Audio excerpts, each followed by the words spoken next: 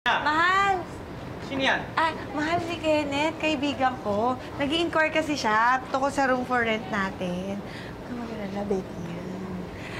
Nice Kenneth, to meet you si po. Abel, asawa ko. Naku, para naman pala tong bato ang asawa mo, Rika.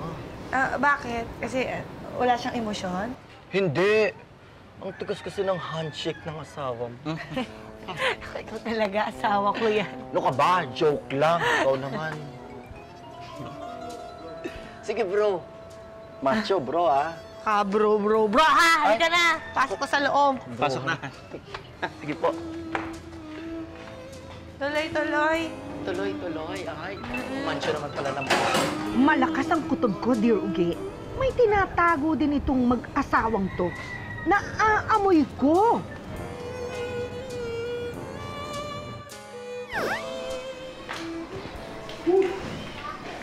Ano, super pawis? Oo, init. Gusto naman. Thank you. Important mo pawis na pawis. Thank you.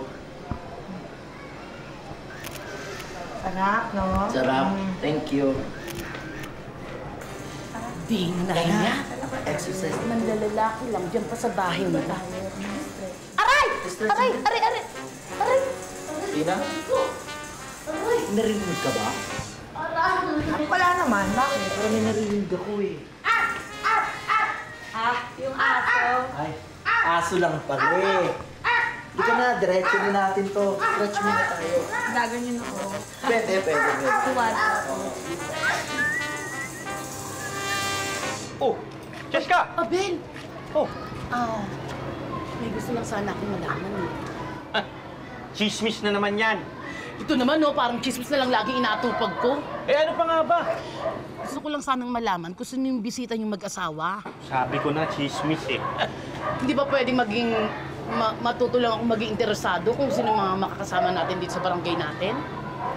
Sige, once and for all, para matigil ka na. Si Kenneth, di ba yung tinutukoy mo?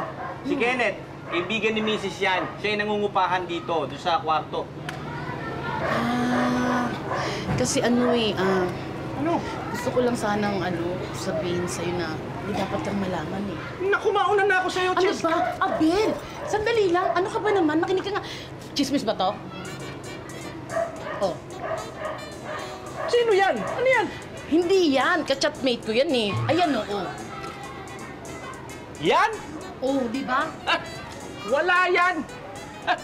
Bakla yan si Kenneth eh. Sigurado ka ba? As in sure ka na bakla ito?